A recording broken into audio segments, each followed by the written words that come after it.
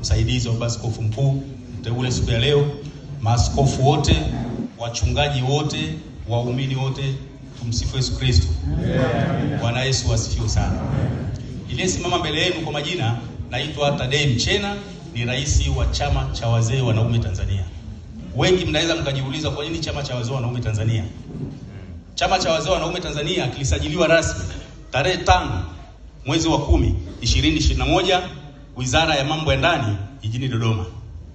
Lakini kipekee nimesimama mbele yenu kwanza nimshukuru sana Daktari Samia Suluhu Hassan pamoja na watendaji wake wote wa serikali, wametuunga mkono chama chetu na mpaka leo hii tuna uongozi mikoa 26 ndani ya Jamhuri ya Muungano wa Tanzania. Na watu wengi huwa wanajiuliza kwa nini wanaume peke yake.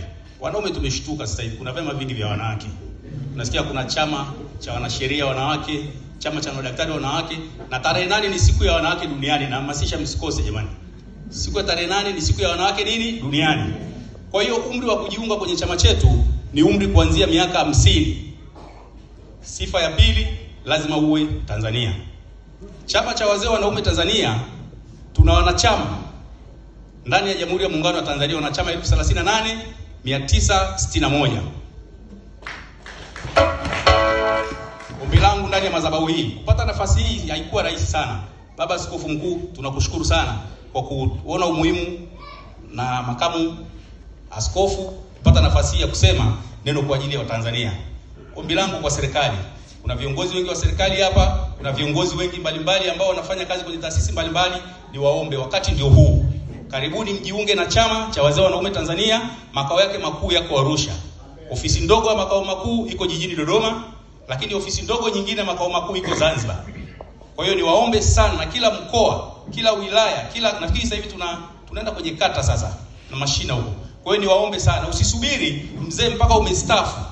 Tunasema wazee tumepishana kwa umri. Wazee tumepishana kwa nini? Hakuna kijana mwenye umri wa miaka 50. Hakuna kijana mwenye umri wa miaka, na sisi wazee ndio tunaweza kutoa maadili kwa vijana wetu. Si ndio jamani? Kwa hiyo ni waombe wazee wangu wote mlioko serikalini, karibuni sana mjiunge na chama chetu cha wazee wanaume Tanzania. Namshukuru sana mteule askofu msaidizi. Yeye ni mlezi wa chama cha wazee wanaume Tanzania. Ni mlezi wa chama cha wazee wanaume Tanzania, lakini pia ni mjumbe wa sekretarieti ya taifa ya chama cha wazee wanaume Tanzania. Na ikimpendeza Mungu, tunategemea kufanya mkutano mkuu wa chama jijini Dodoma mwezi huu wa 3. Na ikimpendeza Mungu zaidi, mgeni rasmi atakuwa Mheshimiwa Rais wa Jamhuri ya Muungano wa Tanzania. Kwa hiyo tunawakaribisha watu wote kwenye mkutano huo, tujumuike pamoja ili tuweze. Lakini namba 2, nimeambatana na viongozi mbalimbali wa chama, Mheshimiwa Baba Askofu Mkuu na Mheshimiwa mgeni rasmi. Mimi ni rais wa chama, nimeambatana na viongozi wa kitaifa. Niombe sasa nitambue uwepo wa viongozi wa kitaifa wa chama cha wazee wanaume Tanzania. Niombe popote pale walipo wasimame. Viongozi wa kitaifa wa chama cha wazee. Viongozi wa chama cha wazee. Okay. Makamu wa rais wangu na